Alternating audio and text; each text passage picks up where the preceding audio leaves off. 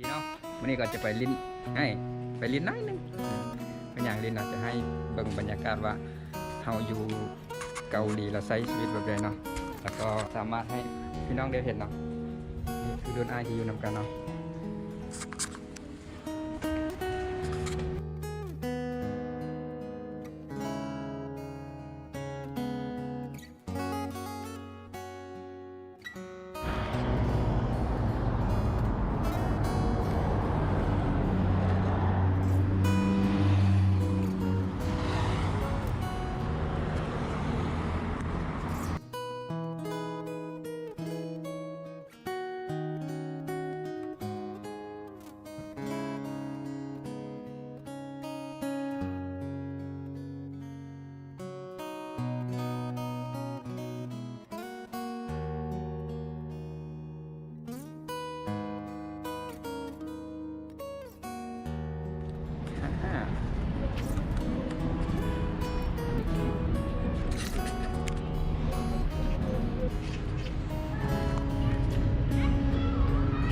เดี๋ยวเขาจะย่างเข้าไปในรถไฟใต้ดินเนาะเราก็จะขี่รถไฟใต้ดินไปเล่น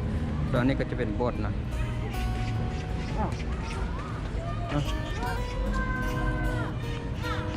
เนี่ย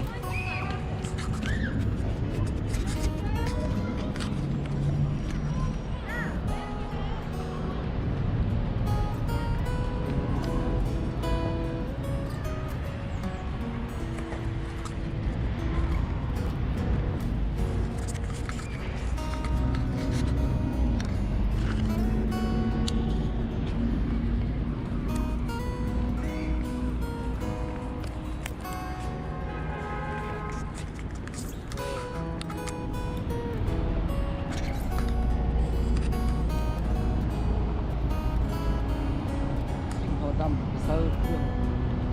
ดำมันแห้งบสว่างเซอร์ตัวนี้สว่าง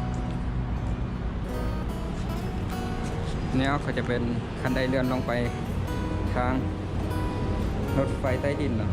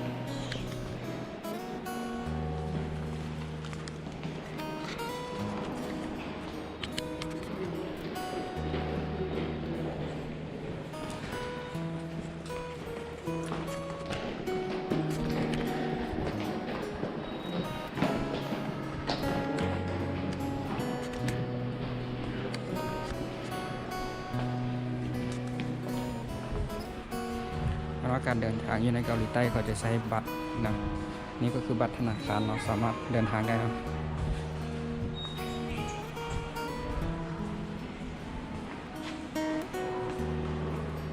ทางนี้นะ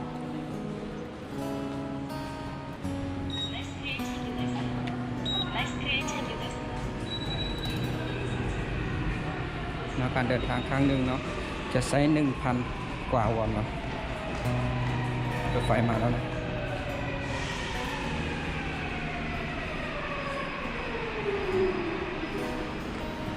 นี่ก็คือระหว่างรอท่ารถไฟนะจะอยู่ใต้ดินเนาะ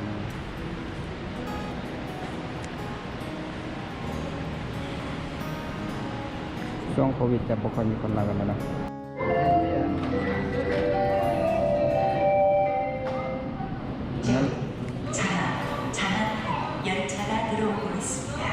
The train for Changnam is approaching. 승객 여러분께서는 내리는 사람이 모두 하차한 다음 안전하게 승차하시기 바랍니다.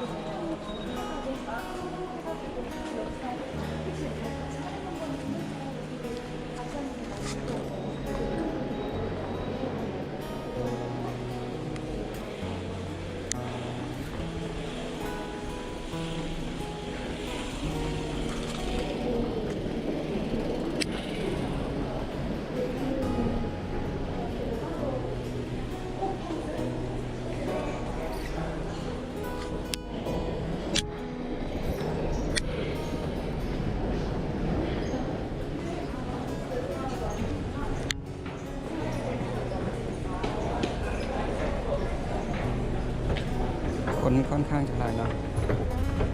ขนาดคันไดเรือนเขายังขึ้นนะ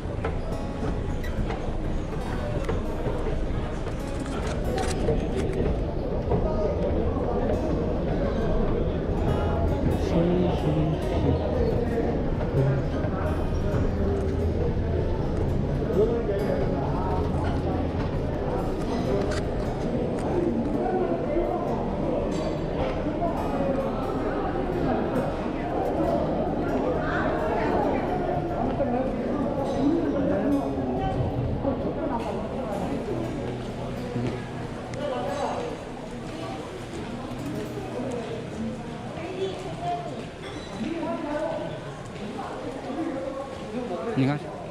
ทางขึ้นของเขาทางนี้นะ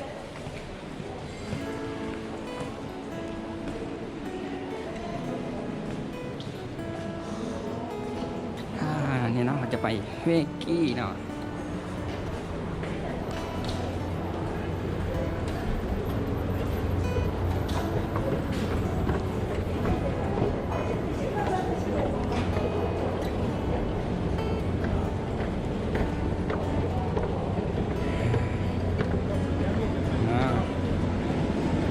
หลังจากออกจากรถไฟใต้ดินเราก็จะขึ้นมานั่งรถไฟอยู่หน้าดินอีกนะ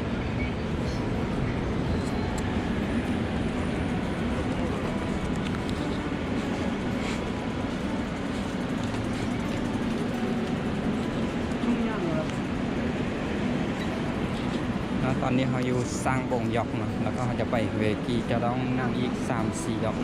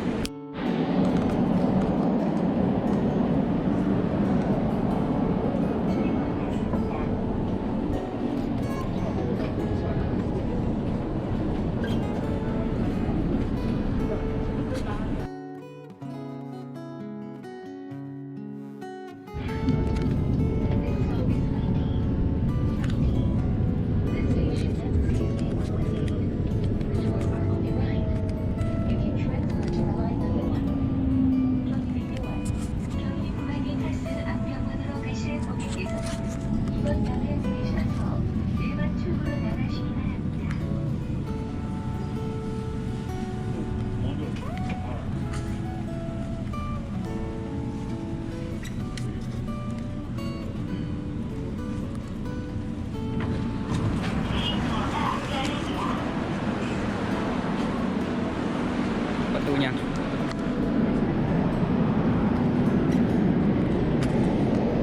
นี่เนาะเขามาฮอดเป้าหมายแล้วเนาะเดี๋ยวเขาจะออกไปหาทางออกเนาะ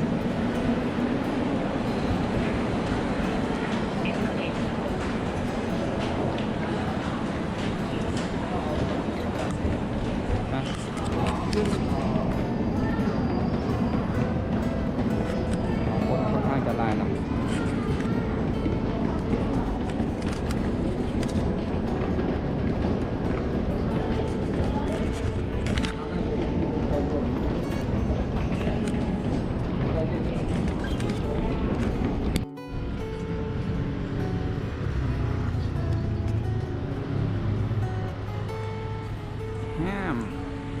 แคมป์เพื่อนเขาเนาะ